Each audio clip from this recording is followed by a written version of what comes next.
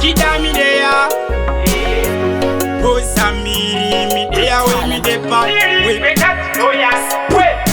Tingori ndakaringa kuchachena Butsi kutya mfenje ufananina Chambwa munyama nini zvakandisona Ndasama zvakawanda talaini zvakona Ndati vakandikara dare Tala kare kare Kuti nichandinobata chisafamba Kumashure ndisarire Ndati vakandikara dare Tala kare kare Kuti chandinobata chisafamba Kumashure ndisarire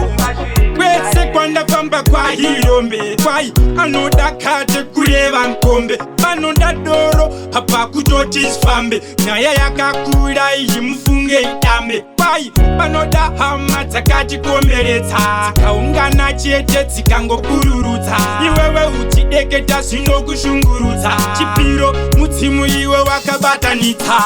Ndati vakandikara dare Tala kare kare Kuti nichandinobata chisafamba Kumashure ndisarire Ndati vakandikara dare Tala kare kare Kuti chandinobata chisafamba Kumashure ndisarire Kukwira komo upoterera Zita namupasika vakaroverera Kusada kuonawo kandichibudirira Pasi ameno zvavo anondihira ari pachipiyaniso Dachetsera sere nyinga yeso Handina shangu ndipise iwo mumaveso Life ikwire dzike imi paningasiso Ndati vakandikara dare Tala kare kare Kuti nichandinobata chisafamba Kumashure ndisarire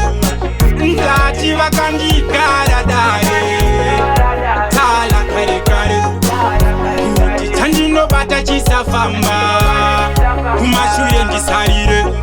Kwese kwandafamba kwa hirombe Kwai anoda kate kureva nkombe Panoda doro hapa kutoti zvifambe Nyaya yakakura iyi mufunge itambe Kwai panoda hama dzakatikomberedza Dzikaungana chete dzikangokururudza Iwewe uchideketa zvinokushungurudza Chipiro mudzimu iwe wakabatanidza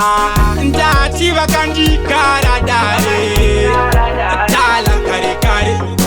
Kuti nichandinobata chisafamba Kumashure ndisarire Ndati vakandikara dare Tala kare kare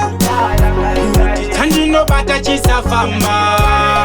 Kumashure ndisarire